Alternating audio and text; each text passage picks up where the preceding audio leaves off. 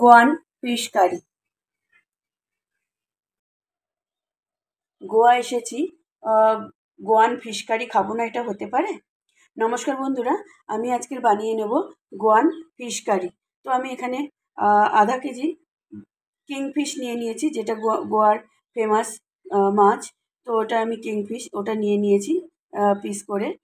আর কিছু গোটা মশলা, যেমন ধনিয়া, জিরা, কাশ্মীরি চিলি পাউডার, একটু মেথি, আর নিয়েছি নারকেল, আর নিয়েছি লঙ্কা দুটো, এটা ঝাল লঙ্কা, আর হলুদ গুঁড়ো, আর আদা রসুন পেস্ট 2 চামচ মতো।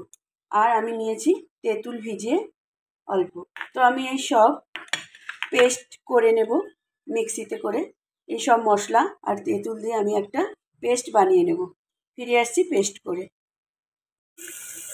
কড়াতে সাদা তেল দিয়ে পেঁয়াজ কারি পাতা দিয়ে দিয়েছি, আমি ভেজে নেব। পেঁয়াজটা আমি ভেজে নিয়েছি লাইট পিঙ্ক করে। এবারে আমি বেটে নেওয়া মশলাটা আমি দিয়ে দেবো, একটু পাতলা করে নিয়েছি জল দিয়ে।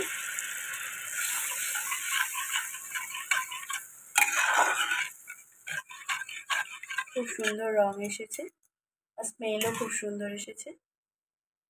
দিয়ে দিয়েছি, একটু রান্না করে নেব 1 মিনিট।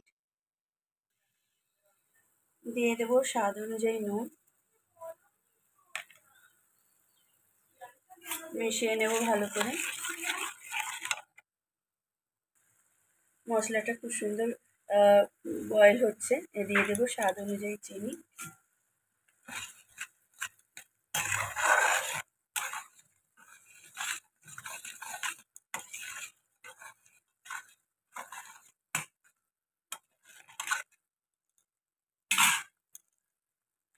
গ্রেভিটা আমার রেডি হয়ে গেছে।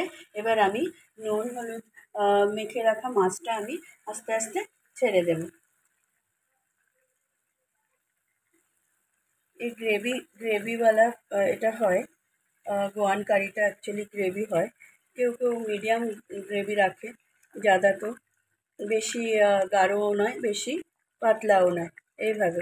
যেহেতু এতে কোকোনাট ইউজ হয়, তাই এটা একটু ঠিক বা গাঢ় গাঢ় হয়। এইভাবে আমি সব মাছটা দিয়ে দেবো আর নেড়ে চেড়ে আমি ঢাকা দিয়ে দেবো 5 to 7 মিনিট। 5 থেকে 7 মিনিট আমি ঢাকা দিয়ে রাখবো। এটা আমার 7 মিনিট হয়ে গেছে। তো আমি একটু নেড়ে চেড়ে উল্টে পাল্টে দিয়েছি। তো এখন এইভাবে হয়েছে। এখন আমি আরও 7-8 মিনিট রান্না করে নেব। মিডিয়াম গ্যাসেই এইভাবে ঢেকে রান্না করে নেব, ঝোলটা আর একটু গাঢ় হবে। আমি দিয়ে দেবো অল্প ধনিয়া পাতা,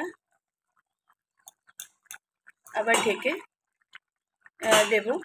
নুনে, মিষ্টিতে, টকে অসাধারণ একটা টেস্ট এসেছে, আর স্মেলও খুব সুন্দর, গন্ধ খুব সুন্দর বেরোচ্ছে। তো দেখতেও অপূর্ব হয়েছে গোয়ান কারি। তো আমি আর 7-8 মিনিট রান্না করে নেব ঢাকা দিয়ে। ফিরে আসি 7-8 মিনিট পরে। তো আমি আরও 8-10 মিনিট রান্না করে নিয়েছি।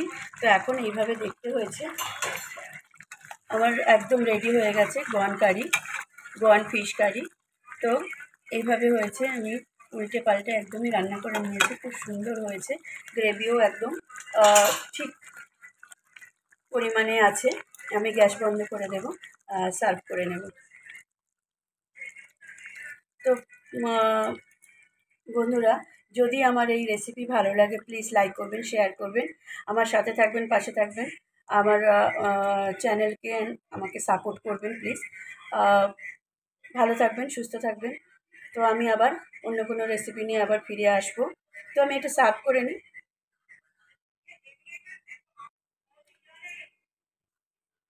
তো আমি গোয়ান ফিশ কারি সার্ভ করে দিয়েছি।